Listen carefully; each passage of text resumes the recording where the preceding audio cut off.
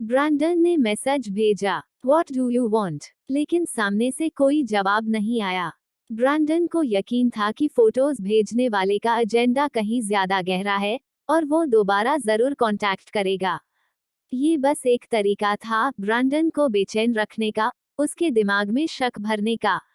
जब ऐसा ही है, तो परछाइयों में छुपे उस इंसान पर अभी ध्यान देने की जरूरत नहीं थी। ब्रैंडन ने तय किया कि वो शांति से अगली चाल का इंतजार करेगा। उसने फोन बंद किया और कैथरीन को अपनी बाहों में खींच लिया। जब वो यहीं, उसके सामने थी, तो उन छुपे हुए स्कीमर्स पर ध्यान देने का कोई मतलब नहीं था। एक सुकून भरी रात के बाद कैथरीन तरोताजा होकर जागी। जब वो लिविंग रूम में आई, ब्रैंडन ने उसे देखा तक नहीं। ब्रेकफास्ट में क्या है? उसने पूछा। आवाज सुनते ही ब्रैंडन पलटा, हाथ में फ्राइंग पैन था। इतनी जल्दी उठ गई और सोना नहीं चाहती। पैन से आती बेकन की खुशबू ने कैथरीन की भूख जगा दी। कल रात अच्छी नींद आई, अब और नींद नहीं आ रही। उसके इरादे समझते हुए ब्रैंडन ने जल्दी से आंच बढ़ाई और उसे किचन से बाहर भेज दिया। बाहर वेट करो, ज्यादा देर नहीं लगेगी। ओके, मैं फ्रेश होकर आती हूँ, कैथरीन बोली। कैथरीन को लगा कि ब्रैंडन की कुकिंग स्किल्स सच में बेहतर होती जा रही हैं। ब्रेकफास्ट में ऑप्शंस ज्यादा नहीं थे, लेकिन हर चीज उसकी पसंद की थी और टेस्ट तो टेकआउट से भी बेहतर था। ब्रेकफास्ट के बाद तुम्हें स्कूल छोड़ दूं? ब्रैंडन ने पूछा। जरूरत नहीं, सीधे ऑड्री के अपार्टमेंट चलते हैं। कल रात उसने थोड़ी ज्यादा पी ली थी, मैं उसे चेक करना चाहती हूँ, कैथरीन ने कहा। ये सुनकर ब्रैंडन की भौहें सिकुड़ गईं। तुम्हें एक्सपेरिमेंटल रिपोर्ट रिवाइज नहीं करनी। ब्रैंडन को कैथरीन का रवैया समझ नहीं आ रहा था। टाइम वैसे ही कम था, फिर भी वो इतनी रिलैक्स्ड लग रही थी। नो रश, कैथरीन ने जवाब दिया। थोड़ा वक्त अभी है, अभी दिमाग में कोई आइडिया नहीं आ रहा, जबरदस्ती करने से फायदा नहीं होगा। थोड़ा रिलैक्स कर लेती हूँ। बात में दम था, लैब का प्रेशर बहुत ज्यादा था। इरिटेटेड फील करना नॉर्मल था, और कैथरीन को लगा कि थोड़ा ब्रेक लेना शायद बेहतर होगा, हो सकता है इंस्पिरेशन मिल जाए। ओके, ब्रैंडन बोला। खाना खत्म करके मैं तुम्हें अपार्टमेंट छोड़ दूंगा, फिर कंपनी चला जाऊंगा। कैथरीन ने सोचा था कि वो मना कर देगी और उसे सीधे कंपनी जाने को कहेगी, लेकिन उसे पता था वो मानने वाला नहीं है। इसलिए उसने बस कहा, ऑलराइट, जैसा तुम कहो। ब्रेकफास्ट के बाद कैथरीन ने ऑड्री के लिए थोड़ा खाना पैक किया और अपार्टमेंट की तरफ निकल पड़ी। इस बार उसे नीचे ब्रायन नहीं दिखा। शायद पूरी रात जागने के बाद वो लौट गया होगा। अनएक्सपेक्टेडली ऑड्री के अपार्टमेंट के बाहर हॉलवे में उसकी मुलाकात ट्रस्टन से हो गई। उसके चेहरे पर साफ डिसअपॉइंटमेंट थी, लग रहा था उसे झटके मिले हैं। कैथरीन को ट्रस्टन और ऑड्री के बीच के मैटर्स से कोई खास मतलब नहीं था। उसने ठंडेपन से कहा, ब्रैंडन की कार अभी नीचे है, अगर अभी जाओ तो शायद लिफ्ट मिल जाए। ट्रस्टन ने सोचा था कि कैथरीन, ऑड्री की सिस्टर होने के नाते, शायद ऑड्री के सामने उसके लिए अच्छी बात कह दे। लेकिन कैथरीन का स्वभाव जानते हुए, उसने चुपचाप वो ख्याल छोड़ दिया। कैथरीन से उसके पक्ष में कुछ कहलवाना नामुमकिन था। कैथरीन के हाथ में लंच बॉक्स देखकर ट्रस्टन ने आह भरी और बुदबुदाया, उसका ध्यान रखना, अगर पॉसिबल हो तो उसे मुझे एक चांस देने के लिए मना लेना। कम से कम आमने सामने बात तो होनी चाहिए, ऐसे अवॉइड करने से कुछ सॉल्व नहीं होगा। इस बात पर कैथरीन सहमत थी। भागने से प्रॉब्लम हल नहीं होती, अगर इशू है तो सीधे फेस करना ही बेहतर है। उसने ट्रस्टन की तरफ देखा, अपार्टमेंट में मिली की निकाली और उसी के सामने दरवाजा खोल दिया। ट्रस्टन एक कदम आगे बढ़ा, जैसे अंदर जाना चाहता हो। कैथरीन ने शांति से उसकी तरफ देखा और ठंडे लहजे में कहा, फाइट करना है मुझसे। ये जानते हुए कि वो कैथरीन का मुकाबला नहीं कर सकता, ट्रस्टन चुपचाप पीछे हट गया। उसे हटते देख कैथरीन ने एक ठंडी नजर डाली और दरवाजा बंद कर दिया। अंदर आते ही कैथरीन ने खाना टेबल पर रखा और ऑड्री के कमरे की तरफ आवाज दी, बाहर आ जाओ। जो नहीं आने चाहिए थे, वो नहीं आए। कैथरीन का इशारा समझते ही ऑड्री ने धीरे से दरवाजा खोला। उसने इधर उधर देखा, ये पक्का करने के लिए कि कोई अनवांटेड इंसान नजर न आए। तभी उसकी घबराई हुई सांसें शांत हुई। ऑड्री की रिएक्शन देखकर कैथरीन ने तंज कसते हुए पूछा, अब मुझ पर भरोसा नहीं रहा। ऑड्री कांप गई। वो जल्दी से भाग कर आई, कैथरीन की बांह पकड़ ली और बोली, कैथी, गलत मत समझो। ऐसा नहीं है। मुझे बस डर था कि कोई जिद्दी इंसान तुम्हारे पीछे पीछे अंदर न आ जाए। अगर मुझे तुम पर भरोसा नहीं होता, तो मैं कमरे से बाहर ही नहीं आती, राइट? कैथरीन ने बात आगे नहीं बढ़ाई। उसने टेबल पर रखे खाने की तरफ देखा। ब्रैंडन ने बनाया है। टेस्ट अच्छा है। ट्राई करो। ऑड्री बाहर आते ही खुशबू से ही समझ गई। पिछली रात ज्यादा पीने की वजह से सुबह जल्दी उठकर उसे उल्टियां हो रही थीं। उसने टेकआउट ऑर्डर करने का सोचा था, लेकिन डर था कि ट्रस्टन कहीं मौका देखकर अंदर न आ जाए। लकीली, कैथरीन सही वक्त पर आ गई और खाना भी ले आई। ऑड्री जल्दी से पास आई और लंच बॉक्स खोल दिया।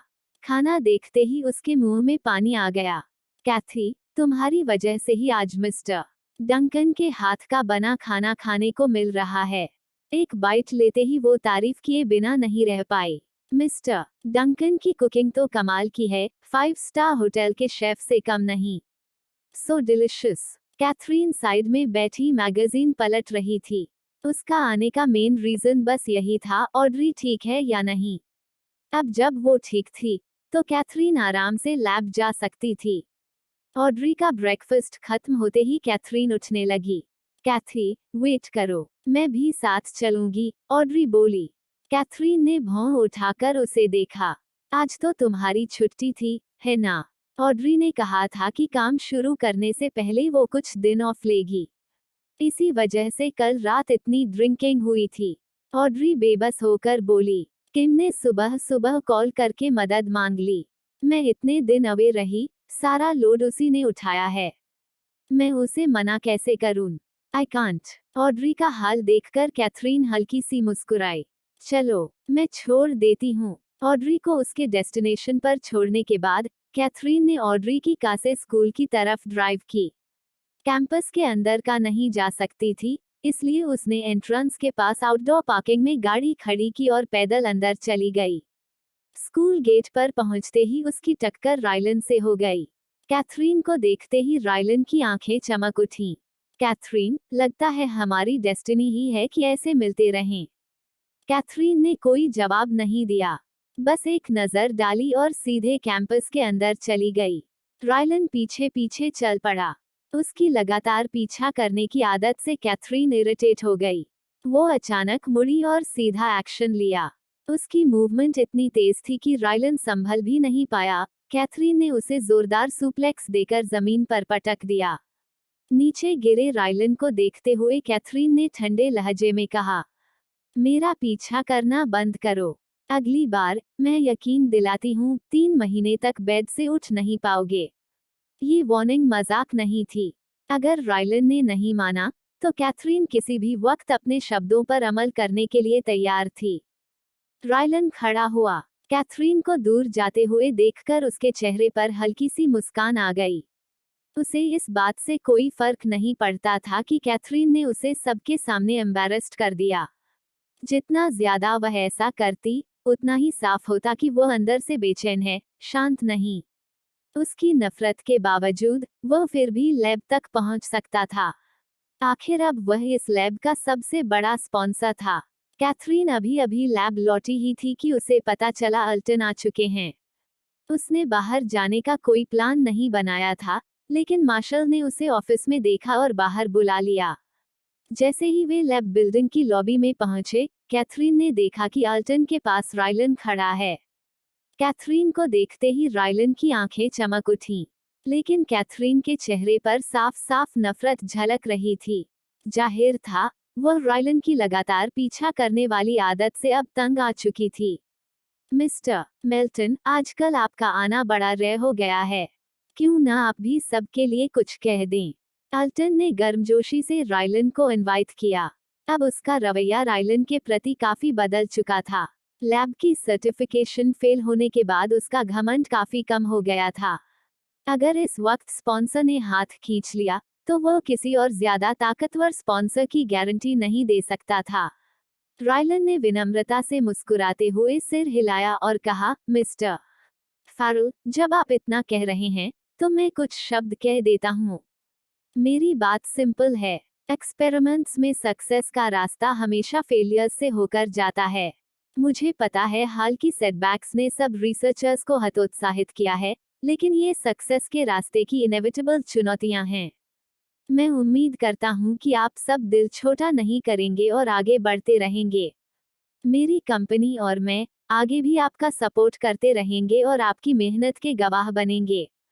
Thank you. रायलन के बोलते ही तालियों की गूंज फैल गई। लग रहा था कि सबको उसका स्पीच पसंद आया है। वैसे भी ऐसा स्पॉन्सर मिलना आसान नहीं था जिसे रिजल्ट्स की ज्यादा परवाह न हो और जिसकी जेब गहरी हो। टाल्टन ने रायलन की नजरें कैथरीन पर टिकती देखी और खुद ही सुझाव दिया कि कैथरीन, रायलन को लैब का टूर करा दे। टाल्टन का सम्मान रखते हुए कैथरीन ने मना नहीं किया। वह रायलन को लेकर आगे बढ़ी और ठंडे लहजे में लैब के बारे में बताने लगी। बस यही ओवरऑल सिचुएशन है। अगर और कुछ जानना हो तो पूछ लीजिए, कैथरीन ने कहा। रायलन को न तो लैब के इक्विपमेंट में दिलचस्पी थी और न ही डोनेटेड फंड्स के डिटेल्ड यूज में।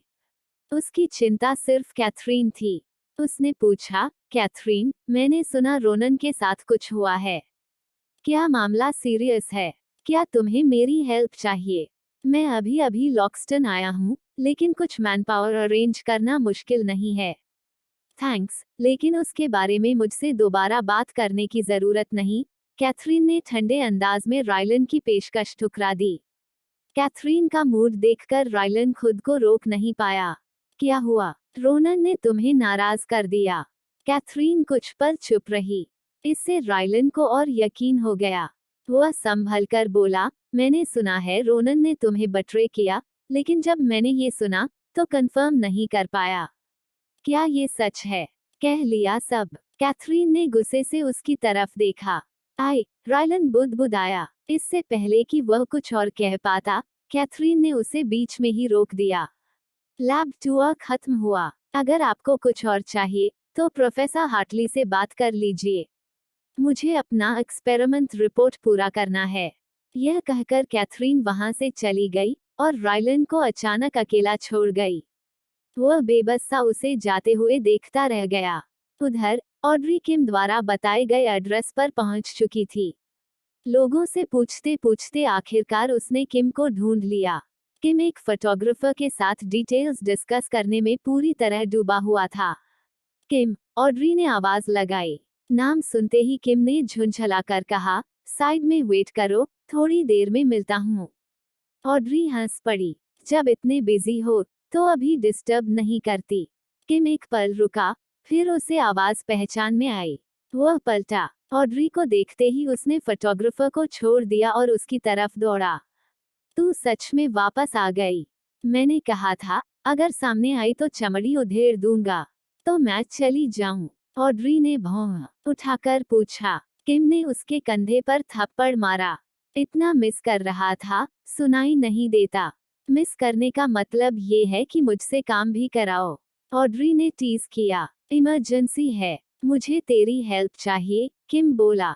ऑड्री उसकी चाल समझ चुकी थी, लेकिन दोनों काफी क्लोज थे, इसलिए किम ने भी छिपाया नहीं।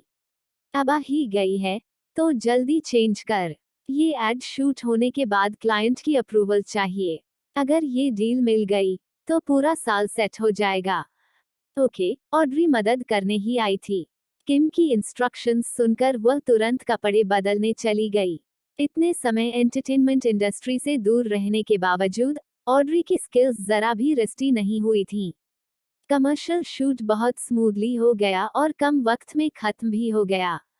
इसके बाद ऑड्री किम के साथ सैंपल्स लेकर क्लाइंट से मिलने चली।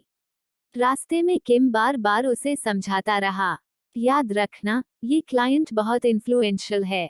अगर थोड़ा एटीट्यूड दिखाएं तो कूल रहना। कंपनी की सेकंड हाफ परफॉर्मेंस असेसमेंट इसी डील पर टिकी है। हालांकि ऑड्री ने इंडस्ट्री में नाम कमाया था और एक पोजीशन भी थी, फिर भी वह जानती थी कि पावर वाले लोगों को अफेंड करना ठीक नहीं। किम, डोंट वरी, टाइम आने पर मुझे संभालना आता है।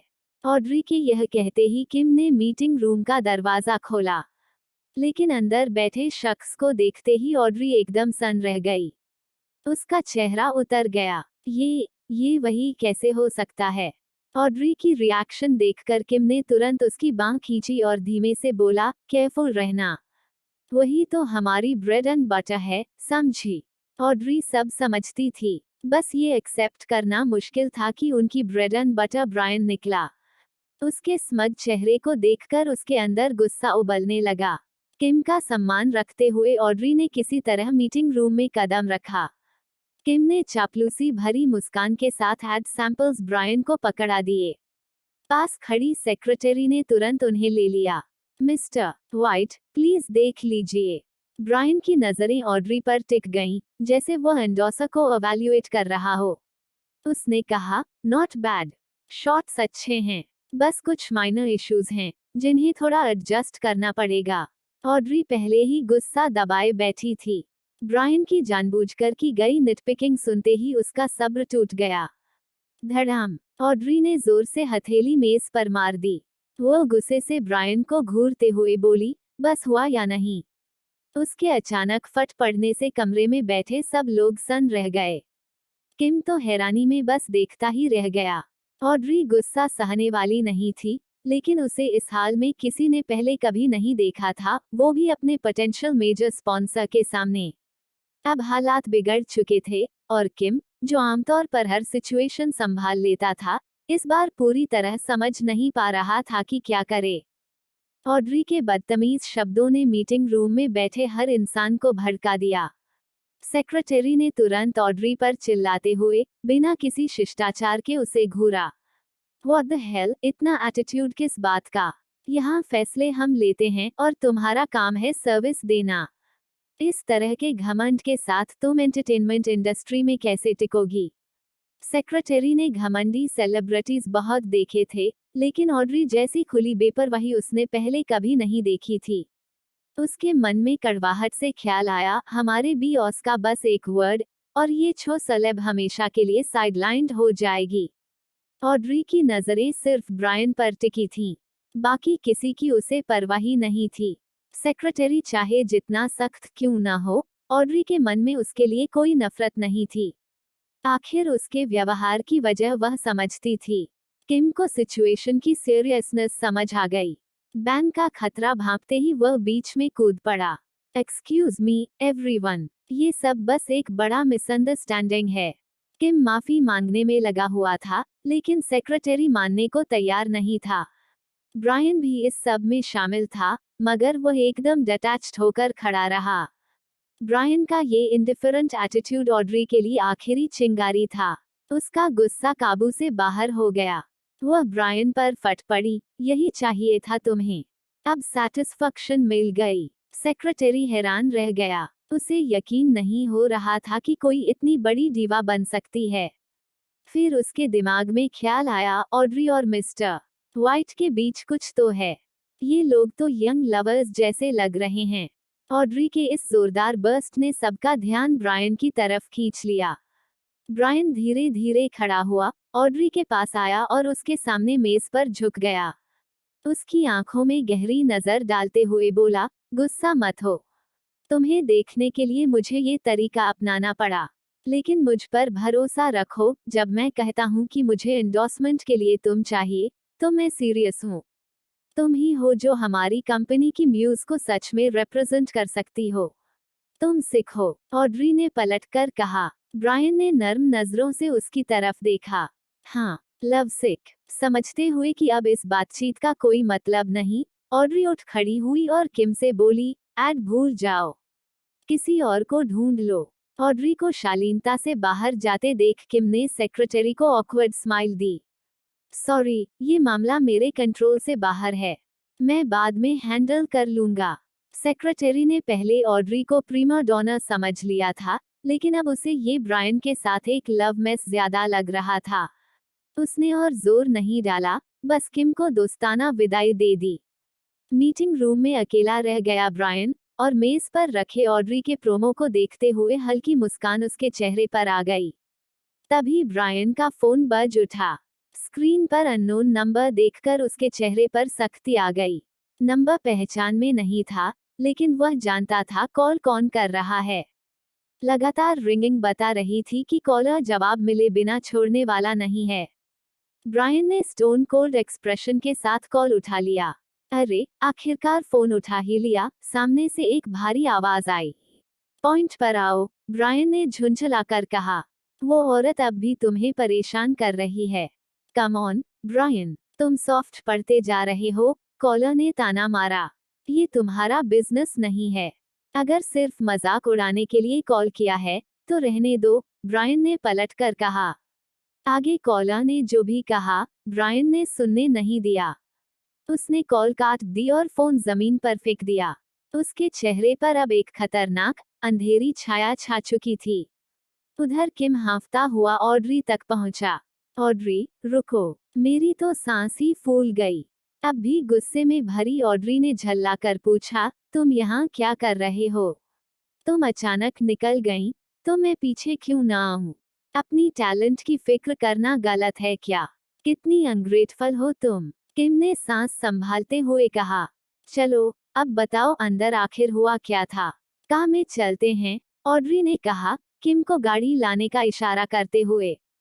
गाड़ी में बैठते ही, जब सबकी नजरें उनसे दूर हो गईं, ऑड्री ने विदेश में ब्रायन से हुई उस अनएक्सपेक्टेड मुलाकात की पूरी कहानी किम को सुना दी। पूरी बात सुनकर किम हंस पड़ा। वाह ऑड्री, तुम्हारी लव लाइफ तो फुल ब्लूम में है। ब्रायन बुरा नहीं है, अच्छा फैमिली बैकग्राउंड, लुक्स भी हैं, और डिटर्मिनेशन भी। क्यों न एक चांस दे दो? ऑप्शंस ओपन रखने चाहिए, राइट? ऑड्री ने आंखें घुमा ली।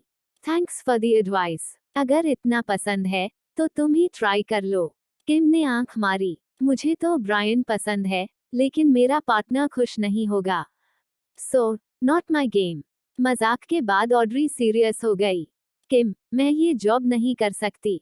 प्लीज, इसे यहीं छोड़ दो। किम ने गहरी सांस ली। तुम वाकई हार्ड बार्गेन हो, ऑड्री। इतनी बड़ी डील छोड़ना आसान नहीं है।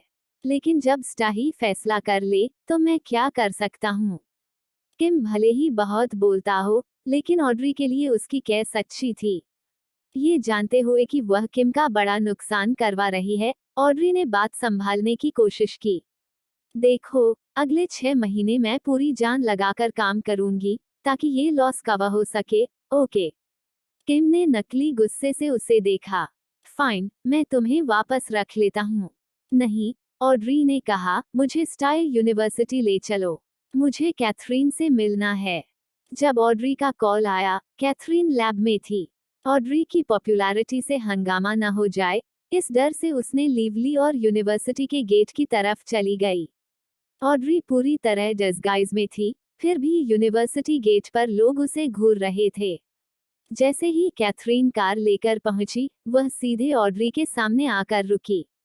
गेट इन, कैथरीन ने कहा। इतनी नजरों के बीच ऑड्री को थोड़ा ऑकवर्ड लग रहा था। कैथरीन को देखकर उसे राहत मिली और वह तुरंत कार में बैठ गई।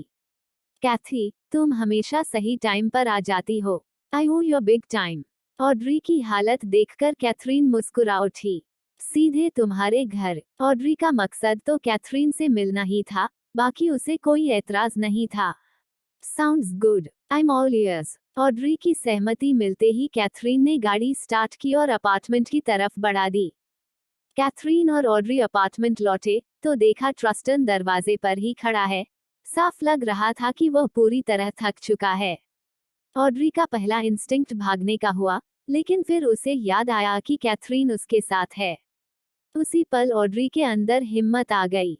भागने के बजाय, वो कैथरीन के साथ बिल्डिंग के अंदर चली गई। उन्हें आता देख ट्रस्टन के चेहरे पर उम्मीद जग उठी। ऑड्री, तुम वापस आ गई, उसने उम्मीद भरी आवाज में कहा। ऑड्री ने बस एक नजर उसकी तरफ डाली और तुरंत कैथरीन के पीछे पीछे अंदर बढ़ गई। ट्रस्टन जल्दी से उनके पीछे आया, लेकिन ऑड्री ने उसे चेतावनी भरी नजर से देखा। जरा भी कोशिश मत करना। कैथी यही है, और अगर तुमने कुछ किया, तो वो तुम्हें वहीं ढेर कर देगी। ट्रस्टन ने ऑड्री की तरफ गिड़गिड़ाती आंखों से देखा। ऑड्री के इस अचानक कॉन्फिडेंस पर कैथरीन हंस पड़ी। उसने शांत लहजे में ऑड्री से कहा, भागने का कोई ऑप्शन नहीं है, बात करके ही सब क्लियर होता है। यह कहते हुए कैथरीन अंदर चली गई और जानबूझकर दरवाजा थोड़ा खुला छोड़ दिया ताकि ऑड्री खुद फैसला कर सके। कैथरीन की बातों ने ऑड्री को चुप करा दिया। वह वहीं खड़ी रही, उलझी हुई।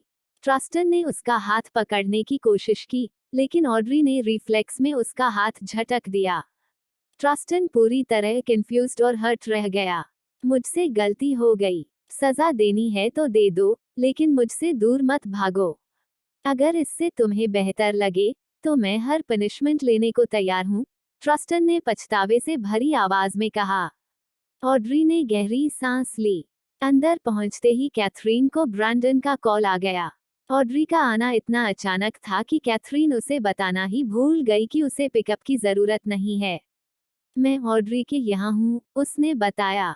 फोन के दूसरी तरफ ब्रैंडन की आवाज आई, जिसमें हल्की सी बेबसी थी। फिर से, क्या कोई प्रॉब्लम है? कैथरीन ने टीजिंग टोन में पूछा। बिल्कुल नहीं, ब्रैंडन ने तुरंत हार मान ली। ऑड्री से मिलने पर वह ऐतराज तो नहीं कर सकता था, बस कैथरीन के बिना उसे थोड़ा लोनली लग रहा था। ट्रस्टन भी यहाँ है, ऑड्री से दरवाजे पर बात कर रहा है, कैथरीन ने कैजुअली बताया। यह सुनकर ब्रैंडन हंस पड़ा। वो लवसिक बेवकूफ फिर शुरू हो गया। कौन जाने, कैथरीन ने ठंडे व्यंग्य के साथ कहा। तो मैं भी आ ही जाता हूँ। अगर ट्रस्टन जाने को तैयार हुआ तो मैं उसे बाहर छोड़ दूंगा, ब्रैंडन बोला। व्हाटएवर, कैथरीन ने लापरवाही से कहा और कॉल काट दिया। कैथरीन को ब्रैंडन की छो चाल समझने में कोई दिक्कत नहीं हुई। वो बस ऑड्री के घर आने का बहाना ढूंढ रहा था। कितना चालाक है, कैथरीन ने मन ही मन सोचा। ब्रैंडन के आने से पहले ही ऑड्री अंदर आ गई। कमरे में आते ही उसकी आंखें लाल थीं। बिना पूछे ही उसने जल्दी से कहा, आंख में कुछ चला गया था। कैथरीन दरवाजे के सहारे खड़ी होकर बाहें सीने पर मोड़े चुपचाप ऑड्री को देखती रही। वो ऑड्री के दर्द को समझती थी, भले ही दोनों की सोच अलग हो। कैथरीन के लिए प्यार सिंपल था, पसंद है तो साथ रहो, नहीं है तो अलग हो जाओ। अगर वो ऑड्री की जगह होती तो ट्रस्टन के लिए कोई चांस नहीं होता। लेकिन वो ऑड्री नहीं थी, और ऑड्री की लव लाइफ के फैसले वह नहीं ले सकती थी। काफी देर की उथल पुथल के बाद ऑड्री ने आखिर कैथरीन की तरफ देखा। कैथी, तुम्हें क्या लगता है, मुझे ट्रस्टन को माफ कर देना चाहिए? ये तुम्हारा फैसला है, कैथरीन ने सीधा जवाब दिया। उसमें कोई सलाह नहीं थी और ऑड्री को इसकी आदत थी। मैं थोड़ा आराम करने जा रही हूँ, ऑड्री ने कहा और थका हुआ शरीर घसीटते हुए कमरे में चली गई। बेडरूम का दरवाजा बंद होते ही कैथरीन के फोन पर मैसेज आया, ब्रैंडन पहुंच चुका था। उस वक्त ट्रस्टन अब भी बाहर ही था, तो कैथरीन ने उसे ऑड्री की हालत के बारे में बता दिया। तभी ब्रैंडन का एक और मैसेज आया, बेब, क्या मैं ट्रस्टन को ड्रिंक के लिए बाहर ले जाऊं? ब्रैंडन की शरारत पर कैथरीन हंस पड़ी। उसने तुरंत रिप्लाई किया, ग्रांटेड। अपने कमरे में ऑड्री को एक अननोन नंबर से कॉल आया। उसका नया नंबर सिर्फ कैथरीन और किम के पास था, इसलिए उसने बिना सोचे कॉल उठा लिया, यह मानकर कि किम होगा। किम, ऑड्री ने पूछा। मैं हूँ। रिसीवर से ब्रायन की आवाज आई और ऑड्री का गुस्सा तुरंत भड़क उठा। ब्रायन, कब छोड़ोगे ये सब? मैं पहले ही क्लियर कर चुकी थी। इस तरह मेरा नंबर निकालना क्या लिमिट क्रॉस करना नहीं है? ऑड्री झल्ला पड़ी। ओड, गुस्सा मत हो, मैं बस तुम्हें कुछ दिखाना चाहता हूँ। कोई वियर्ड इरादा नहीं है, ब्रायन ने उसे शांत करने की कोशिश की। नॉट इंटरेस्टेड, ऑड्री ने गुस्से में कॉल काट दी। कॉल खत्म होते ही मैसेज की नोटिफिकेशन आई। ऑड्री उसका अटेंशन नहीं देना चाहती थी, लेकिन क्यूरियोसिटी खुद ब खुद जाग उठी। थोड़ी हिचक के बाद उसने मैसेज खोल लिया। स्क्रीन देखते ही उसकी आंखें फैल गईं, वो कैथरीन की एक चौंकाने वाली फोटो थी। ऑड्री ने तुरंत कॉल किया, लेकिन ब्रायन ने पिक नहीं किया, जैसे वह जानबूझकर इग्नोर कर रहा हो। मजबूर होकर ऑड्री ने दोबारा डायल किया। इस बार कॉल कनेक्ट हो गई और ऑड्री का गुस्सा फूट पड़ा। ब्रायन, क्या तुम पागल हो? मेरी कॉल्स क्यों नहीं उठा रहे थे? ब्रायन की आवाज अजीब तरह से शांत थी। सॉरी, मुझे लगा तुम कभी कॉल नहीं करोगी। मैं सैडनेस में डूबा हुआ था, रिंग सुनाई ही नहीं दी। ऑड्री कोई जीनियस न सही, लेकिन ब्रायन की बदनीयती उसे साफ दिख रही थी। फिर भी, अभी ज्यादा जरूरी बात सामने थी। ये फोटोज तुम्हें कहाँ से मिली? तुम्हारा मकसद क्या है? ऑड्री ने सीधे पूछा। ऑड्री, मुझसे ऐसे क्यों बात कर रही हो? मेरे कोई हिडन मोटिव्स नहीं हैं। मैं बस तुम्हें एडमायर करता हूँ, ब्रायन ने बनावटी दरियादिली दिखाते हुए कहा, जिससे ऑड्री को ऊल आने लगी। ऑड्री ने उसकी बातों पर जरा भी भरोसा नहीं किया। अगर ब्रायन ये फोटोज भेज सका था, तो उसके पीछे जरूर कोई वजह थी। दूसरी तरफ की चुप्पी ने ऑड्री का गुस्सा और बढ़ा दिया। इनफ, ब्रायन, ड्रामा छोड़ो और साफ साफ बताओ कि असल में चाहते क्या हो, उसने दबाव बनाया। मेरे सब्र की परीक्षा मत लो, ऑड्री ने सख्त लहजे में चेतावनी दी। जो कहना है, अभी बोलो। ताज़ा मैगजीन को उत्साह से पकड़े हुए अमीलिया तेजी से कैथरीन के ऑफिस के दरवाजे तक पहुंची और नॉक किया। सुपर कैथरीन, क्या आप अभी बिजी हैं? क्या मैं अंदर आ सकती हूँ? लैब रिपोर्ट में डूबी कैथरीन ने अमीलिया की आवाज सुनकर सिर उठाया। बिल्कुल नहीं, आ जाओ। इजाजत मिलते ही अमीलिया फुर्ती से अंदर आ गई। सुपर कैथरीन, जरा ये देखिए। ऑड्री का ऑफिशियल अनाउंसमेंट। क्या वो वापस आ गई है? ये नया एड तो कमाल का है, वो बहुत गॉर्जस लग रही है। अमीलिया ने मैगजीन कैथरीन के सामने रख दी। कवर पर ऑड्री थी। ऑड्री और कैथरीन दोनों को ही रेचल से अच्छे लुक्स मिले थे। इसलिए एंटरटेनमेंट इंडस्ट्री के सितारों के बीच भी ऑड्री की ब्यूटी अलग ही चमकती थी।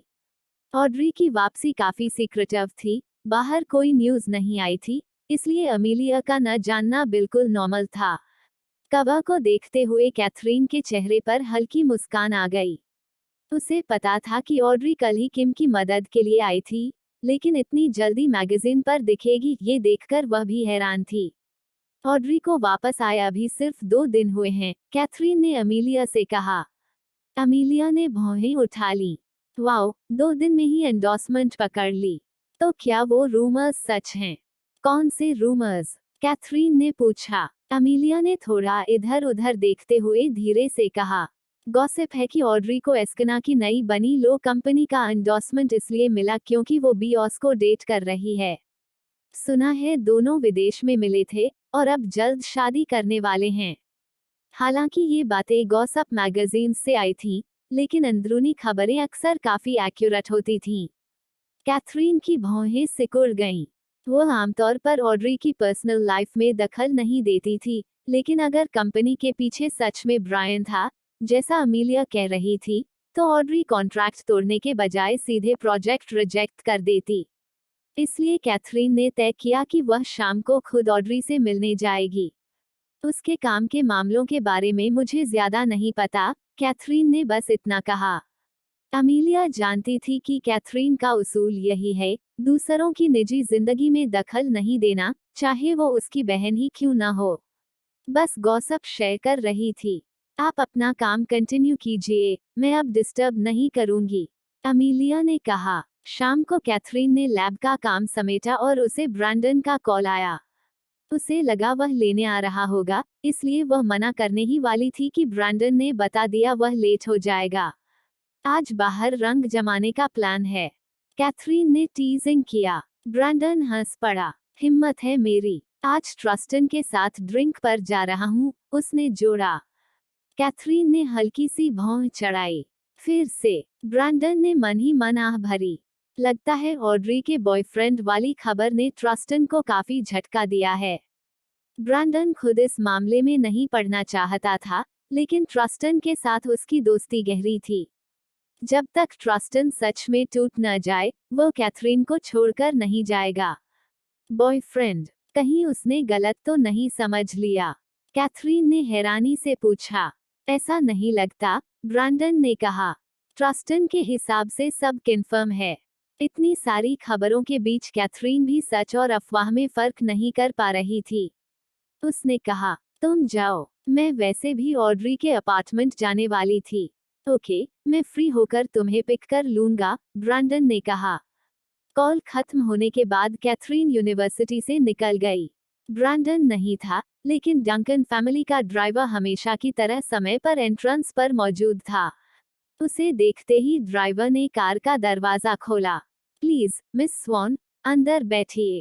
कार में बैठते ही कैथरीन ने ऑड्री के अपार्टमेंट का एड्रेस बता दिया। थोड़ी ही देर में वे अपार्टमेंट पहुंच गए। कैथरीन ने डोर नॉक किया, लेकिन अंदर से कोई जवाब नहीं आया। लगा ऑड्री घर पर नहीं है। जैसे ही वह लौटने लगी, पीछे एलिवेटर के दरवाजे खुल गए। मुड़कर देखा तो ऑड्री ब्रायन के साथ एलिवेटर से बाहर आ रही थी। कैथरीन को देखकर ऑड्री चौंक गई और तुरंत सिर झुका लिया, जैसे गिल्टी हो। ब्रायन ने खुशी से मुस्कुराते हुए कहा, कैसी, क्या कोइंसिडेंस है, यहाँ मिलना हो गया। कैथरीन ने उसकी बेवजह की फेमिलियरिटी पर ठंडे लहजे में जवाब दिया, हम इतने क्लोज नहीं हैं, मुझे मिस स्वॉन या कैथरीन कहिए। ब्रायन की मुस्कान वहीं जम गई और वह ऑकवर्ड सा खड़ा रह गया। कैथरीन ने बिना कुछ कहे ऑड्री को देखा। उस नजर का दबाव ऑड्री सह नहीं पाई। उसने सिर उठाया और जबरदस्ती मुस्कुराई। कैथी, तुम यहाँ कैसे? कैथरीन ने कोई जवाब नहीं दिया, बस उसे देखते रही। शायद अपनी मौजूदगी जताने के लिए ब्रायन ने ऑड्री की कमर में हाथ डाल दिया। क्या तुम मुझे कैथरीन से इंट्रोड्यूस नहीं करोगी? उसने कहा। कैथरीन ने ऑड्री के चेहरे पर आई हल्की सी बेचैनी नोट कर ली। थोड़ी देर की चुप्पी के बाद ऑड्री मुस्कुराई और बोली, कैथी, ये मेरा बॉयफ्रेंड है ब्रायन। ब्रायन ने मुस्कुराते हुए जोड़ा, फियोंसे कहना ज्यादा सही होगा। मिस स्वॉन, अब भी आपको मेरा संबोधन ज्यादा इंटिमेट लग रहा है? उसने सवाल किया। ब्रायन की मुस्कान चाहे कितनी भी पॉलिश्ड क्यों ना हो, कैथरीन के अंदर गहरी घृणा उठ रही थी। तो आप ऑड्री के फियोंसे हैं, इससे मुझे क्या? कैथरीन ने ठंडेपन से कहा, अगर आपको मेरी नेचर का अंदाजा नहीं है, तो थोड़ा होमवर्क कर लीजिए। कैथरीन की बर्फीली आवाज ब्रायन की प्रैक्टिस स्माइल को भी नहीं झेल पाई। उसकी आंखों में तुरंत ठंडक उतर आई। बढ़ते तनाव को भांपकर ऑड्री बीच में आ गई। मिस्टर व्हाइट, ऑड्री कुछ और कह पाती, उससे पहले ब्रायन ने टोक दिया। इतनी फॉर्मेलिटी क्यों? ऑड्री बेहद अनकंफर्टेबल दिख रही थी। उसने कहा, ब्रायन, कैथी थोड़ी रिजर्व्ड है। क्यों ना आप पहले चले जाएं? मैं उससे बाद में बात कर लूंगी। ब्रायन ने और जोर नहीं दिया। उसने प्यार से ऑड्री के बाल सहलाए और धीमे से बोला, ऑलराइट, लेकिन याद रखना, हम शादी करने वाले हैं। मुझे उम्मीद है कि तुम्हारे फैमिली का ब्लेसिंग मिलेगा। यह कहकर ब्रायन चला गया। ऑड्री कैथरीन के पीछे पीछे कमरे में आ गई। अब वक्त था दो बहनों के बीच खुलकर बात करने का। लिविंग रूम में कैथरीन सोफे पर बेपरवाही से पसरी हुई थी। उसकी लंबी टांगें आराम से कॉफी टेबल पर टिकी थीं। उसके सामने ऑड्री सीधी कमर करके बैठी थी, हाथ घुटनों पर रखे हुए, बिल्कुल किसी स्कूल गर्ल की तरह जो डांट पड़ने का इंतजार कर रही हो। किसी बाहरी शख्स के लिए यह मानना मुश्किल होता कि दबदबे वाली कैथरीन छोटी बहन थी, और जो ऑड्री इतनी आज्ञाकारी होकर बैठी थी, वही बड़ी बहन थी। कैथरीन के बिना कुछ कहे अंदर आने के बाद ऑड्री का दिल और घबरा गया। कैथरीन के मन में क्या चल रहा है, ये समझ न पाकर उसने बेचैनी में होंठ काट लिए। काफी सोचने के बाद उसने हिम्मत जुटाई और धीरे से पूछा, कैथरीन, क्या तुम्हें मेरे ब्रायन को डेट करने से कोई दिक्कत है? कैथरीन ने इत्मीनान से सिर घुमाकर ऑड्री की तरफ देखा और आराम से बोली, मैं तुम्हारी पर्सनल लाइफ में दखल नहीं देती। ऑड्री को कैथरीन की बात पर पूरा भरोसा था। जब तक वो खुद मदद न मांगे, कैथरीन कभी इंटरफेयर नहीं करती थी। एक हल्की सी थकी हुई सांस छोड़ते हुए ऑड्री ने सावधानी से कहा, मुझे नहीं पता इसे कैसे कहूँ, लेकिन मैं अब ब्रायन को डेट कर रही हूँ। कैथरीन ने उसकी गंभीर घोषणा पर एक नजर और डाली। शादी करने का इरादा है? ऑड्री चौंक गई और फौरन सिर हिला दिया। नहीं, ये तो बस ब्रायन के मुंह से निकल गया था। हमने अभी अभी इसे ऑफिशियल किया है। शादी तो अभी बहुत दूर की बात है। मैं कोई जल्दबाजी नहीं कर रही और फिलहाल इसके बारे में सोच भी नहीं रही। अपने परिवार के अतीत की वजह से ऑड्री को हमेशा शक रहा था कि क्या वो एक अच्छी पत्नी या मां बन पाएगी। उसे शादी का कोई खास आकर्षण नहीं लगता था, बल्कि कई बार उसने पूरी जिंदगी सिंगल रहने तक का सोचा था। कैथरीन ने बिना खास प्रतिक्रिया दिए सिर हिला दिया। ठीक है, ये तुम्हारी जिंदगी है। मैं थोड़ी देर आराम करने जा रही हूँ। ज्यादा दखल न देते हुए ऑड्री अपने कमरे में लौट गई। दरवाजा बंद करते ही उसके चेहरे से मुस्कान गायब हो गई। कैथरीन की सलामती मेरे लिए सबसे ज्यादा मायने रखती है, चाहे उसकी कीमत मेरी जिंदगी ही क्यों ना हो, ऑड्री ने मन ही मन सोचा।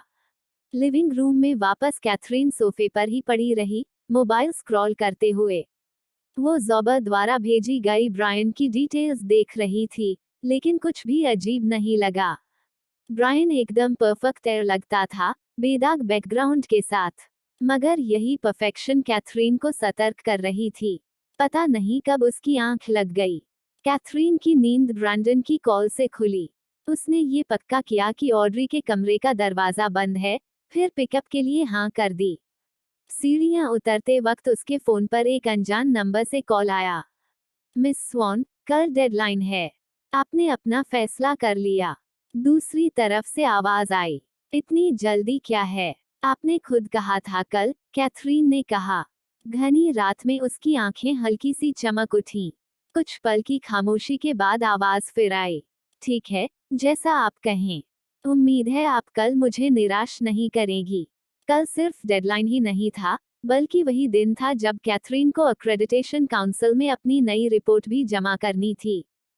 फोन जेब में रखते ही पीछे से ब्रैंडन की सुकून देने वाली आवाज सुनाई दी। उसने कैथरीन के ठंडे हाथ महसूस किए तो फौरन उसे अपनी कोट में लपेट लिया। उसकी हर हरकत सहज और फिक्रमंद थी। मैंने बस हाथ धोए थे, ठंड की वजह से नहीं, कैथरीन ने सफाई दी, जब ब्रैंडन उसे गर्म कार में बैठाने में मदद कर रहा था। अंदर बैठते ही ब्रैंडन बोला, अगली बार ठंडे पानी से नहीं, गर्म पानी से हाथ धोना। उसने कैथरीन को अपने करीब खींच लिया। इतनी नजदीकी में कैथरीन को उसके शरीर से आती हल्की सी शराब की खुशबू महसूस हुई। आज ज्यादा नहीं पी? कैथरीन ने पूछा। ब्रैंडन हंस पड़ा। जब छोड़ा मुझे गया ही नहीं, तो गम में डूबने की जरूरत ही क्या? उसकी आवाज में ट्रस्टन के लिए तंज और मजाक साफ झलक रहा था। ब्रैंडन के लिए, अगर ट्रस्टन का मामला न होता, तो वो एक घूंट भी नहीं पीता। ट्रस्टन ठीक है? कैथरीन ने पूछा, लहजा मानो चिंता भरा हो, लेकिन चेहरा पूरी तरह ठंडा और बेपरवाह। फिक्र मत करो, वो मरने वाला नहीं है, ब्रैंडन ने कासिया के मशहूर प्लेबॉय का मजाक उड़ाते हुए कहा। उसकी हालत उसकी अपनी ही बनाई हुई है। बात ऑड्री और ब्रायन पर आ गई। कैथरीन ने हल्के से छेड़ते हुए पूछा, तो क्या तुम यहाँ इंफॉर्मेशन फिशिंग करने आए हो? ब्रैंडन ने शरारती मुस्कान दी। बिल्कुल सही पकड़ा। जरूरत पड़ी तो मैं सड्यूसर भी बन सकता हूँ। Are you game, Miss Swan? Catherine ने आंख मारते हुए जवाब दिया। सब कुछ इस पर टिका है कि मिस्टर डंकन इस गेम ऑफ सडक्शन में कितना चाम लगाने को तैयार हैं। अचानक कार के पीछे लगी प्रिवेसी स्क्रीन ऊपर उठ गई। उसी पल ब्रैंडन के होंठ कैथरीन के हल्के से लाल पड़े गाल को छू गए, एक नर्म, धीमा सा किस, जिसमें आने वाले वक्त का वादा छुपा। मार्शल लैब में दाखिल हुआ और उसने देखा कि कैथरीन अपने ऑफिस में बैठी हुई है। वो थोड़ा हैरान हुआ। कैथरीन, तुम ऑथेंटिकेशन कॉन्फ्रेंस में नहीं जा रही हो? कैथरीन ने उसकी तरफ देखा, थोड़ा पजल्ड होकर। हाँ, जा रही हूँ। क्यों? तो फिर तुम्हें तैयारी करनी चाहिए, मार्शल बोला। कैथरीन का अंदाज बिल्कुल बेफिक्र था, जैसे किसी बड़े ऑथेंटिकेशन कॉन्फ्रेंस में जाने वाली ही न हो। कैथरीन मुस्कराई। चिंता मत करो, कोई और मेरे लिए कर देगा। अरे, तुम लोग यहाँ क्या बातें कर रहे हो? किसी ने बीच में टोक दिया। मार्शल ने पलटकर देखा, पीछे अल्टन और रायलन खड़े थे। बोल रायलन रहा था। मार्शल ने अल्टन की तरफ सवालिया नजर से देखा, मानो पूछ रहा हो कि वो यहाँ क्यों हैं। अल्टन ने समझाया, मैंने मिस्टर मेल्टन को ऑथेंटिकेशन कॉन्फ्रेंस के लिए इनवाइट किया है। रायलन वही पेट्रन था, जिसने पूरे एक्सपेरिमेंट की नींव रखी थी। मार्शल को ये थोड़ा अटपटा लगा, लेकिन वो स्पॉन्सर को नाराज नहीं करना चाहता था। डॉक्टर हार्टली कैथरीन से क्या बात कर रहे थे? काफी मजा आ रहा था, रायलन ने पूछा। उसे पता था कि कैथरीन जवाब नहीं देगी, इसलिए उसने मार्शल की तरफ देखा। मैं उसकी ऑथेंटिकेशन कॉन्फ्रेंस की प्रिपरेशन को लेकर वरीड था, मार्शल ने जवाब दिया। कॉन्फ्रेंस का नाम सुनते ही अल्टन का चेहरा गंभीर हो गया, लेकिन रायलन की नजर मार्शल के पीछे खड़ी कैथरीन पर टिक गई। कैथरीन हमेशा से रिलायबल रही है। मुझे यकीन है आज भी वो पूरी तरह प्रिपेयर्ड है ना? उसे उम्मीद नहीं थी कि वो जवाब देगी, लेकिन कैथरीन बोली, फ्लैटर करने की जरूरत नहीं है। मैं फेल होने का रिस्क ले सकती हूँ। उसकी बात सुनकर सब एक दूसरे का मुंह देखने लगे। उन्हें पता था कि कैथरीन ठंडी मिजाज है, लेकिन इतनी अग्रेसिव वो कम ही होती थी। अल्टन तो बोल ही नहीं पाया। अच्छी बात ये रही कि रायलन ने बस हल्की सी हंसी उड़ाई। वो उसके तीखे रवैये का आदी था। माहौल बिगड़ने से पहले मार्शल ने तुरंत बात बदल दी। काफी देर हो रही है, क्या अब चलें? ओके, कैथरीन ने सिर हिला दिया। मार्शल ने राहत की सांस ली, बिना उसे बताए। उसे डर था कि कहीं वो गुस्सा न कर बैठे। सब साथ मिलकर कॉन्फ्रेंस वेन्यू पहुंच गए। एक्सक्यूज मी, मुझे बाथरूम जाना है, कैथरीन ने कहा। जैसे ही वो बाथरूम में दाखिल हुई, उसके फोन पर उसी अनजान आदमी का कॉल आ गया। मिस स्वॉन, 3 दिन हो गए हैं। आपने फैसला कर लिया। मुझे पता है आप अभी ऑथेंटिकेशन कॉन्फ्रेंस में हैं। अगर आप अग्री करें, तो मैं आज ही आपकी ऑथेंटिकेशन पक्की करवा दूंगा। फोन पर आवाज आई। कैथरीन के होंठों पर एक हल्की, दिलकश मुस्कान आ गई। काफी पावरफुल आदमी लगते हो, हाँ। दूसरी तरफ से हंसी गूंज उठी। आपकी तारीफ से खुश हूँ, मिस स्वॉन। आप जानती हैं, मैं आपको और स्टाइल यूनिवर्सिटी दोनों को खराब रेप्यूटेशन से बचा सकता हूँ। इतना काफी नहीं है। Thanks, but no. इतना कहकर कैथरीन ने कॉल काट दी।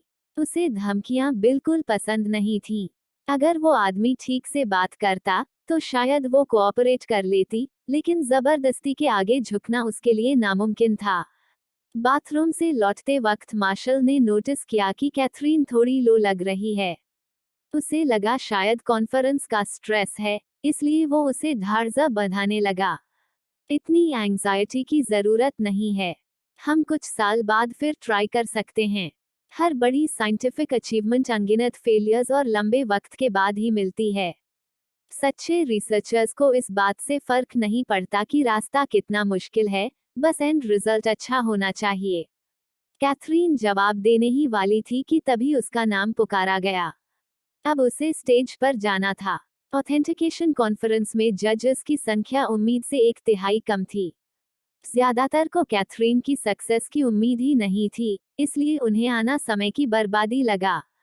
कैथरीन पूरे कॉन्फिडेंस के साथ स्टेज पर चली आई, सामने आने वाली किसी भी चैलेंज से बेखौफ। एक्सक्यूज मी, मैंने अभी अभी अपनी रिपोर्ट इम्प्रोवाइज की है। क्या मैं इसे अभी प्रिंट करवा सकती हूँ? कैथरीन ने पूछा। स्टेज पर जाने से ठीक पहले रोडगे ने उसे फाइल्स ईमेल कर दी थीं। ऑडियंस से कुछ लोग बू कर रहे थे, साफ दिख रहा था कि उनसे कोई उम्मीद नहीं थी। लेकिन कैथरीन को इससे कोई फर्क नहीं पड़ा। वो शांति से खड़ी रही, चेयरमैन की तरफ देखते हुए, उसके अप्रूवल का इंतजार करती हुई। चेयरमैन ने धीरे से कहा, जब हम यहाँ आ ही गए हैं, तो थोड़ा इंतजार करने में कोई हर्ज नहीं। Please, print it now. Rylan की नजर कैथरीन से हटी नहीं रही थी। इतनी काम हालत में उसका खड़ा रहना, उसे किसी अजीब तरीके से छू रहा था, वो खुद भी नहीं समझ पा रहा था क्यों। फाइल्स प्रिंट होकर जजेस में बांट दी गईं, और कैथरीन ने अपना स्पीच शुरू किया। यही सबसे अच्छा तरीका था, करंट और प्रीवियस रिपोर्ट्स के फर्क को दिखाने का। 30 मिनट तक वो बिना रुके बोलती रही। स्टेज पर उसका अंदाज बेहद एलिगेंट था, और पूरा हॉल उसी की तरफ देख रहा था। स्पीच खत्म करते ही कैथरीन ने माइक बंद कर दिया। हॉल में काफी देर तक सन्नाटा छाया रहा। सबसे पहले मार्शल को होश आया। मेंटर होने के बावजूद वो कैथरीन की काबिलियत से हैरान था। किसे अंदाजा था कि वो सिर्फ 3 दिनों में इतनी परफेक्ट रिपोर्ट तैयार कर देगी। अचानक जोरदार तालियों की गड़गड़ाहट ने खामोशी तोड़ दी। कैथरीन की प्रतिभा ने सबको मोह लिया था। वेन्यू से बाहर निकलते वक्त भी लोग यकीन नहीं कर पा रहे थे कि उन्होंने अभी क्या देखा। अल्टन पहले से कहीं ज्यादा असमंजस में था। क्या इस बार हम सच में कर पाएंगे? बिल्कुल, मार्शल ने दृढ़ता से कहा। अगर इस बार भी फेल हुए, तो उन जजेस को अपनी नौकरी छोड़ देनी चाहिए। ये घमंड नहीं था, एक प्रोफेशनल होने के नाते वो जानता था कि कैथरीन की रिपोर्ट कितनी एक्स्ट्रॉर्डिनरी थी। वो एक जीनियस थी, one of a kind. Congrats, Rylan ने हाथ आगे बढ़ाया। कैथरीन ने हल्की सी नजर उस पर डाली और उसका हाथ इग्नोर कर दिया। थैंक्स, उसने बस इतना कहा। जाते वक्त उसने पीछे से रायलन की आवाज सुनी। तुमने काफी लंबे समय से तैयारी की होगी, है ना? कैथरीन ने तंज भरी मुस्कान दी और बिना पलटे वहां से चली गई। मिस्टर डंकन, ऑथेंटिकेशन कॉन्फ्रेंस बहुत अच्छी रही, पैक्सटन ने एक्साइटमेंट में कहा। कैथरीन की काबिलियत देखकर उसे उसकी सक्सेस का अंदाजा था, फिर भी ये खबर सुनकर वो हैरान और खुश था। ब्रैंडन भी जेन्युइनली खुश था। मेरे लिए एक अच्छा रेस्टोरेंट बुक कर दो। ऑलराइट, अभी करता हूँ, पैक्सटन ने जवाब दिया। उसे पता था कि आज रात ब्रैंडन कैथरीन के साथ सेलिब्रेट करेगा, इसलिए वो जल्दी जल्दी डिनर की अरेंजमेंट्स करने लगा और दिल से उसके लिए खुश था। पैक्सटन के जाते ही ब्रैंडन का फोन जोर से बज हुआ। स्क्रीन पर उसी मिस्टीरियस आदमी का मैसेज था जो 2 दिन से गायब था और अब अचानक एक प्रोजेक्ट के लिए कांटेक्ट कर रहा था। ब्रैंडन बेकार लोगों से टेक्स्ट पर टाइम वेस्ट नहीं करना चाहता था। उसने सीधा कॉल मिला दिया। थोड़ी ही देर में दूसरी तरफ से एक औरत की आवाज आई। मिस्टर ब्रैंडन, इतनी जल्दी याद आ गई मुझे। कांट वेट, हाँ। ब्रैंडन ने नजरें झुका ली और ठंडे लहजे में बोला, बकवास बंद करो, तुम्हारी आवाज से चिढ़ हो रही है। बताओ, क्या चाहिए? ब्रैंडन समझ गया था कि सामने वाला वॉइस मॉडिफिकेशन सॉफ्टवेयर इस्तेमाल कर रहा है। वो औरत भी हो सकता था, आदमी भी, या कुछ और। दूसरी तरफ से जोरदार हंसी गूंजी। आप काफी ब्लंट हैं, मिस्टर डंकन। आप जानते हैं ना, अगर ये फोटोज बाहर आ गईं, तो मिस स्वॉन की जिंदगी पूरी तरह तबाह हो सकती है। ब्रैंडन की ठंडी नजर और भी खतरनाक हो गई। पिक्चर्स के अलावा और क्या है तुम्हारे पास? उसने पूछा। कुछ नहीं, और मैं जानता हूँ कि मैं उसे लीगली फंसा नहीं सकता, लेकिन ये फोटोज और वीडियोस रियल हैं, उसकी पूरी जिंदगी बर्बाद करने के लिए काफी हैं। वो अंधेरे में छिपते हुए चूहे की तरह जिंदगी जीने पर मजबूर हो जाएगी, सामने वाले ने कहा। हिम्मत मत करना, ब्रैंडन गुस्से में दहाड़ा, लेकिन वार्निंग का उस पर कोई असर नहीं हुआ। वो एरोगेंट हंसी हंसते हुए बोला, मिस्टर डंकन, मुझे आपकी ताकत और आपकी फियांसी से आपके प्यार दोनों का पूरा अंदाजा है। तो मुझे पूरा भरोसा है कि आप मुझे वो लैंड दे देंगे जो मुझे चाहिए, राइट? फाइन, ब्रैंडन ने दांत भींचते हुए कहा। जो चाहिए ले लो, लेकिन मुझे कैसे पता चले कि तुम्हारे पास उन पिक्चर्स की और कॉपीज नहीं हैं? चिंता मत कीजिए, मिस्टर डंकन। जैसे ही आप मुझे लैंड देंगे, मैं इंश्योर करूंगा कि आपको भी वो मिल जाए जो आप चाहते हैं। इतना कहकर उसने कॉल काट दी। ब्रैंडन ठंडे चेहरे के साथ फोन को घूरता रहा। कैथरीन को लेकर मुझे धमकाने की हिम्मत कैसे की? उसकी आंखों में आग जल रही थी। देखते हैं, वो मेरा गुस्सा सह भी पाएगा या नहीं। कांग्रेट्स, क्यों ना आज रात हम सब मिलकर सेलिब्रेट करें? अल्टन ने खुशी से कहा। मार्शल ने भी सपोर्ट किया। हाँ, ये तो बनता है। Let's celebrate. रेस्टोरेंट में बुक कर लेता हूँ। वो ज्यादा पार्टी पर्सन नहीं था, लेकिन आज का दिन सेलिब्रेशन मांग रहा था। सबकी नजरें कैथरीन पर टिक गईं, उसके जवाब का इंतजार करते हुए। कैथरीन, हमारे साथ चलो, रायलन ने नरमी से कहा। लेकिन कैथरीन ने तुरंत मना कर दिया। मैं नहीं आ सकती, टुनाइट मेरा पहले से अपॉइंटमेंट है। रायलन का चेहरा पल भर में उतर गया। बार बार रिजेक्ट होना उसे बिल्कुल पसंद नहीं था। मार्शल ने उसका बदला हुआ चेहरा देख लिया और माहौल हल्का करने की कोशिश की। मिस्टर डंकन के साथ डिनर है, राइट? ये कैथरीन ने साफ साफ मान लिया। अभी अभी ब्रैंडन का मैसेज आया था साथ डिनर करने का। मार्शल हंस पड़ा। तो बात ये है, बॉयफ्रेंड के साथ डेट है, तभी हमें मना कर रही हो। फेयर इनफ, फिर तो तुम्हें रोकने का सवाल ही नहीं। मार्शल बात कर ही रहा था कि रायलन का चेहरा और भी उदास हो गया। अल्टन अब और देख नहीं पाया। उसने आंखें ढंक ली, जैसे कुछ कहने के लिए शब्द ही न मिल रहे हों। मार्शल ने कैथरीन को विदा किया और फिर अल्टन और रायलन की तरफ मुड़ा। तो अब बस हम तीनों। क्या प्लान है? रायलन ने बिना सोचे मना कर दिया। मैं कंपनी वापस जा रहा हूँ। सी यू अराउंड। अल्टन ने आंखें घुमाई तो मार्शल ने कंधे उचका दिए। तुम जानते हो, प्यार जबरदस्ती नहीं किया जा सकता। उन्हें भूल जाओ। चलो, एक ड्रिंक लेते हैं और सेलिब्रेट करते हैं। सालों से दोनों कलीग्स और दोस्त थे। पोजीशंस अलग थी, लेकिन अल्टन दिल से मार्शल के लिए खुश था। ड्रिंक्स तुम्हारी तरफ से, अल्टन ने कहा। No problem. क्या कैथरीन सक्सीड हो गई? फिन की आंखें फैल गईं। उसके पास बैठा रोनन बिल्कुल भी हैरान नहीं था। फिन ने उलझन में उसे देखा। तुम्हें सरप्राइज नहीं हुआ? क्या तुम्हें पहले से पता था? रोनन ने तिरस्कार भरी हंसी हंसी। तुम उसे जानते ही नहीं। तुम्हें अंदाजा नहीं है कि वो कितनी टैलेंटेड है। कैथरीन की बात करते हुए रोनन के चेहरे पर गर्व साफ झलक रहा था। फिन ने उसे पहले कभी ऐसा नहीं देखा था। रोनन के सरेंडर करने के बाद से ही वो पहले जैसा नहीं रहा था। फिन को उस पर शक कम ही होता था, क्योंकि वो खुलकर कैथरीन की तारीफ करता था। अगर वो कभी डिनाई करता, तो फिन तुरंत सस्पिशियस हो जाता। रियली? फिन ने जानबूझकर उकसाया। अगर वो इतनी ग्रेट है, तो तुम्हें रेस्क्यू करने क्यों नहीं आती? पहले होता तो रोनन इस बात पर झगड़ पड़ता, लेकिन इस बार वो बस हल्की सी कड़वी मुस्कान मुस्करा दिया। उसकी चुप्पी फिन को और चुभ गई।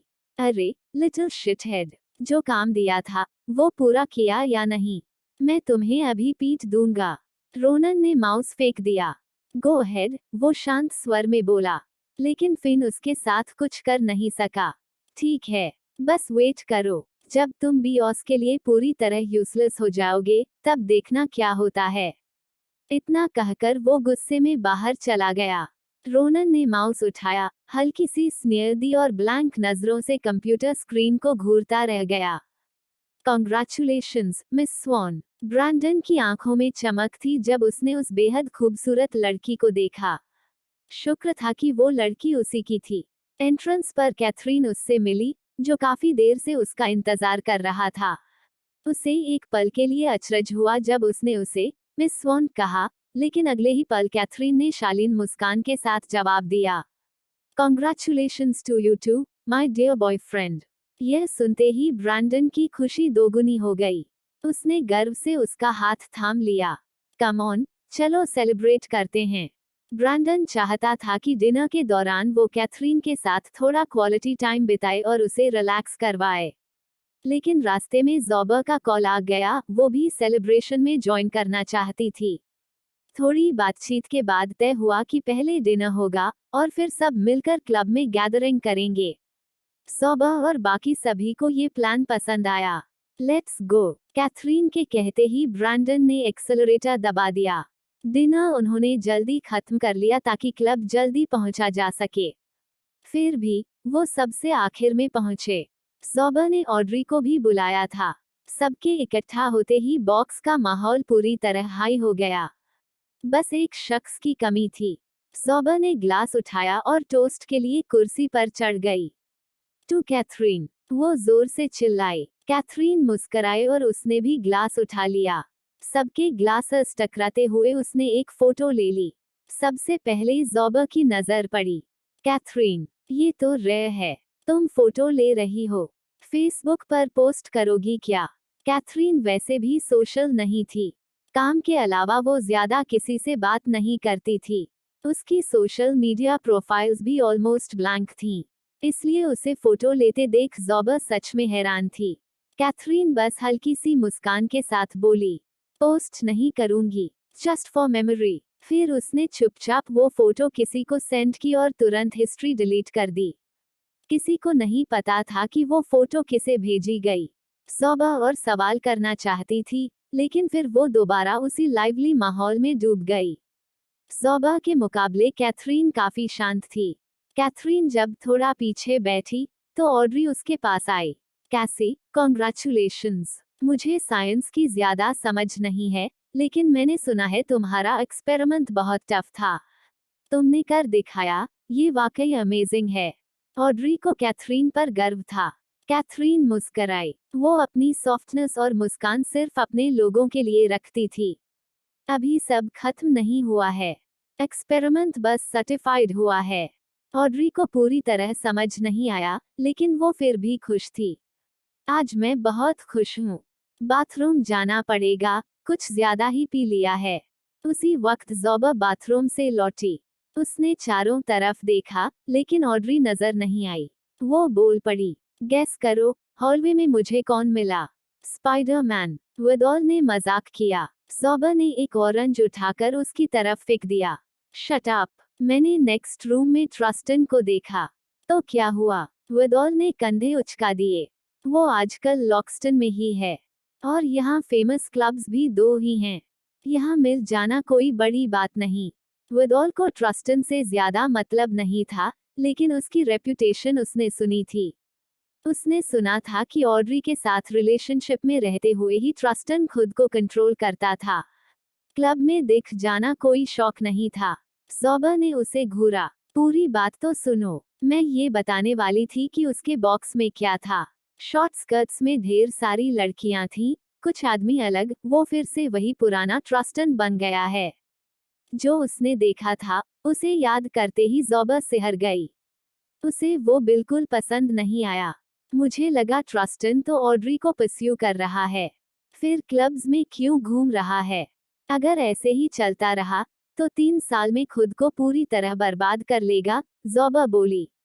इतना कहते ही उसे महसूस हुआ कि सब उसे अजीब नजरों से देख रहे हैं। किसी ने जवाब नहीं दिया। वो उलझ गई। तुम सब मुझे ऐसे क्यों देख रहे हो? उनकी नजर का पीछा करते हुए उसने पीछे मुड़कर देखा, ऑड्री वहीं खड़ी थी। ज़ोबा इतनी एम्बैरेस्ड हो गई कि उसे समझ ही नहीं आया कहाँ देखे। उसे बस इतना पता था कि वो बड़ी मुसीबत में फंस चुकी है। वो इतनी एक्साइटेड थी कि ऑड्री के वापस आने का ध्यान ही नहीं गया। विदॉल ने जो विंक दिया था, अब समझ आया, काश पहले समझ गई होती। Audrey, I am so sorry, मैं। ऑड्री ने उसे बीच में रोक दिया। ठीक है, आगे से मेरी जिंदगी से जुड़ी न होने वाली बातें मुझे मत बताया करो। ज़ोबा का दिल बैठ गया। उसे लगा कि उसने ऑड्री को दुख पहुंचा दिया है। लेकिन कैथरीन ने ऑड्री की आंखों में छुपा दर्द देख लिया, भले ही उसका चेहरा ठंडा बना हुआ था। ऑड्री बहुत लॉयल लवर है। अगर वो सच में ब्रायन के साथ रिलेशनशिप में होती, तो किसी और आदमी का जिक्र सुनकर वो इतनी साड़ी नहीं होती। कुछ तो गड़बड़ है, कैथरीन ने मन ही मन सोचा। लेकिन उसने कुछ कहा नहीं। वो पहले सच जानना चाहती थी, फिर ऑड्री से बात करना। ज़ोबा ने कोई बहाना बनाया और बाहर निकल गई। उसे अपने कहे पर बहुत गिल्ट हो रहा था। पैक्सटन भी उसके पीछे पीछे आया और हॉलवे में उसे परेशान खड़े देखा। उसने पॉकेट से च्युइंग गम निकाली और उसकी तरफ बढ़ाई। ब्रैंडन के स्मोकिंग छोड़ने के बाद पैक्सटन ने भी छोड़ दी थी, इसलिए वो हमेशा गम्स रखता था। ज़ोबा ने गम लेने से मना कर दिया। उसका मूड बहुत खराब था। अगर मेरी वजह से वो दोनों अलग हो गए तो उनका रिश्ता वैसे ही ठीक नहीं चल रहा है। यही उसकी सबसे बड़ी चिंता थी। वो नहीं चाहती थी कि ऑड्री और ट्रस्टन कभी साथ ना आ पाएं, और उसकी वजह सिर्फ वो खुद बन जाए। डोंट वरी, चाहे वो दोबारा साथ न भी आएं, इसमें तुम्हारी कोई गलती नहीं है, पैक्सटन ने भरोसे से कहा। उसके लहजे की पक्की यकीनियत ने ज़ोबा को उलझा दिया। उसने सिर हल्का सा झुकाकर पैक्सटन को ध्यान से देखा, जैसे उसके चेहरे से कोई सुराग ढूंढ रही हो। इसका क्या मतलब है? ज़ोबा ने पूछा। तुम ऐसे बोल रहे हो जैसे तुम्हें उनके बारे में कुछ पता हो। जब उसने देखा कि ज़ोबा अब भी कंफ्यूज है, तो पैक्सटन ने सच बताने का फैसला किया। ऑड्री का अब बॉयफ्रेंड है। ये सुनते ही ज़ोबा एकदम सन्न रह गई। अगले ही पल उसे होश आया। वो हैरानी से पैक्सटन को देखने लगी। सीरियसली, नया बॉयफ्रेंड? सच में? जितना मुझे पता है, हाँ, पैक्सटन ने संभल कर कहा। उसे भी बात कुछ अजीब लगी थी। ऑड्री ने खुद मिस स्वॉन से कहा था। डिटेल्स मुझे नहीं पता। सॉबर पैक्सटन को अच्छी तरह जानती थी। रोज पोकर फेस लगाए रहने के बावजूद वो भरोसेमंद था। अगर वो कह रहा था, तो बात सच होने की पूरी उम्मीद थी। फिर भी, उसे ऑड्री और ट्रस्टन के लिए बुरा लगा। कभी वो कितने प्यारे कपल हुआ करते थे, और अब अलग। आगे चलकर अगर उनका सामना हुआ, तो कितना ऑकवर्ड होगा।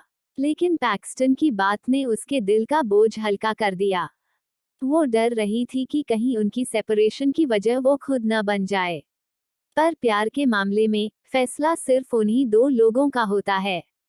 उसने पैक्सटन के हाथ से च्युइंग गम ली, एक आईब्राव उठाकर मुस्कराई। थैंक्स। और फिर वो तेजी से वहां से चली गई। पैक्सटन उसे जाते हुए देखता रहा, होंठों के कोने पर हल्की सी बेबसी भरी मुस्कान थी। बॉक्स के अंदर माहौल अब थोड़ा अजीब सा हो गया था। ऑड्री कुछ देर वहां बैठी रही, लेकिन बेचैनी बढ़ती जा रही थी। उसने कैथरीन से कहा कि वो जल्दी निकलना चाहती है। कैथरीन तुरंत खड़ी हो गई। I send you home. लेकिन वो तो कैथरीन की सेलिब्रेशन के लिए ही इकट्ठा हुए थे। ऑड्री कैसे उसे परेशान करती। डोंट बॉदर, ऑड्री ने कहा। मैं ऊबर बुला लूंगी। जल्दी पहुंच जाऊंगी। तुम लोग एंजॉय करो। मैं पार्टी पूपर नहीं बनना चाहती। सच कहूं तो रहना चाहती हूँ, लेकिन काम ने पूरी तरह थका दिया है। कैथरीन को अच्छे से पता था कि ऑड्री क्यों जाना चाहती है, लेकिन उसने कुछ नहीं कहा। मेरे ड्राइवर तुम्हें घर छोड़ देंगे, ब्रैंडन ने कहा। कैथरीन ने ऑड्री को घर छोड़ने की बात उसकी सेफ्टी के लिए कही थी। ऑड्री एक सेलिब्रिटी थी, फैंस अक्सर पीछा करते थे, और ब्रैंडन के ड्राइवर्स अच्छे से ट्रेंड थे। इसलिए उसने ब्रैंडन की बात मान ली। ऑड्री भी मान गई, ताकि कैथरीन निश्चिंत रहे। That would be great. तुम लोग यहाँ मजे करो। ब्रैंडन ऑड्री को बाहर छोड़ने गया, जबकि कैथरीन कोने में बैठकर लोगों को देख रही थी। तभी वेदॉल धीरे धीरे उसके पास आया। उसकी हलचल भांपकर कैथरीन ने उसकी तरफ देखा। कुछ कहना है? उसने पूछा। वेदॉल ने हल्का सा सिर हिलाया। हाँ, वॉन्टेल्स से काफी समय से कांटेक्ट नहीं हुआ है। मुझे उसकी चिंता हो रही है। कितने समय से? कैथरीन ने पूछा। कम से कम एक हफ्ते से, वेदॉल की भौहें चिंता से सिकुड़ गईं। लेकिन कैथरीन को ये सुनकर कोई खास हैरानी नहीं हुई। वो बेहद शांत थी, जैसे सब कुछ उसके कंट्रोल में हो।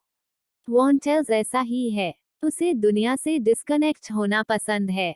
एक बार तो मैं उसे 6 महीने तक रीच नहीं कर पाई थी, लेकिन आखिर में वो खुद मेरे पास आ गया था। वेदॉल कुछ कहना चाहता था कि इस बार मामला अलग है, लेकिन कैथरीन का रुख देखकर वो चुप ही रहा। हैकर अलायंस के लोग अक्सर महीनों गायब हो जाते थे, किसी से संपर्क नहीं रखते थे। आजादी से जीना उनकी आदत थी, लेकिन मिशन के दौरान बिना वजह गायब होना आम बात नहीं थी। अलायंस इस वक्त उथल पुथल के दौर से गुजर रहा था, और वॉन्टेल्स को ये सब पता था। ऐसे में उसका गायब होना अजीब था, और उससे भी ज्यादा अजीब थी कैथरीन की शांति। अगर मुझे शक हो रहा है, तो उसे भी जरूर हो रहा होगा, वेदॉल ने सोचा। फिर भी वो बिल्कुल परेशान नहीं दिख रही। क्या उसे पता है वॉन्टेल्स कहाँ है? कम उम्र के बावजूद कैथरीन की सोच बहुत गहरी थी। तभी तो वो इतनी छोटी उम्र में हैकर अलायंस की लीडर बनी थी और सबका भरोसा जीत पाई थी।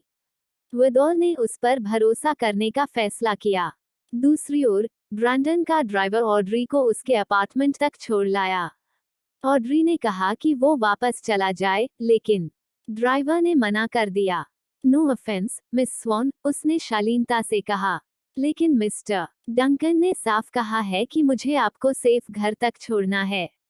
ऑड्री मुस्कुराई। उसे पता था कि ब्रैंडन के ऑर्डर्स कोई नहीं तोड़ता, और वो ये सब उसकी सेफ्टी के लिए ही कर रहा था। उसने बहस नहीं की और ड्राइवर के साथ ऊपर चली गई। एलिवेटर का दरवाजा खुलने ही वाला था कि ड्राइवर आगे बढ़ा, एक हाथ कमर पर रखते हुए उसे पीछे कर लिया। मिस स्वॉन, अगर कुछ भी गड़बड़ लगे, सीधे का की तरफ भागना। मेरी फिक्र मत करना। डंकन्स की कार पूरी तरह इक्विप्ड थी, छिपने के लिए बेस्ट जगह है। ऑड्री ने चुपचाप सिर हिलाया। उसे समझ आ गया कि ड्राइवर ने कुछ महसूस किया है, वरना वो इतना अलर्ट नहीं होता। दरवाजा धीरे धीरे खुला। ड्राइवर पूरी तरह तैयार था। ओड, तुम आ गई। दरवाजे के पास खड़े आदमी को देखकर ड्राइवर ने उसे सतर्क निगाहों से परखा। ब्रायन को देखकर ऑड्री ने कहा, it's okay, is my boyfriend. Driver थोड़ा रिलैक्स हुआ। ब्रायन ने ड्राइवर को ऊपर नीचे देखा और ऑड्री को अपनी बाहों में खींच लिया। ऑड्री का इंस्टिंक्टिवली मन हुआ पीछे हटने का, लेकिन उसकी आंखों में देखकर वो रुक गई। ऑड्री की असहजता ड्राइवर से छुपी नहीं, इसलिए वो तुरंत नहीं गया। ब्रायन चिढ़ गया, तुम अब तक गए क्यों नहीं? ड्राइवर वहीं खड़ा रहा, ऑड्री के इशारे का इंतजार करते हुए। माहौल ऑकवर्ड हो गया। आखिर ऑड्री बोली, मैं घर आ गई हूँ। तुम जा सकते हो, मैं बाद में कैथरीन को टेक्स्ट कर दूंगी। तभी ड्राइवर चला गया। उसके जाते ही ऑड्री की मुस्कान गायब हो गई। चेहरा पूरी तरह ठंडा पड़ गया। मैंने तुम्हें मना नहीं किया था क्या? यहाँ मत आया करो। उसकी ठंडी आवाज सुनते ही ब्रायन का चेहरा भी सख्त हो गया। ऑड्री, ये मत भूलो, तुम कौन हो।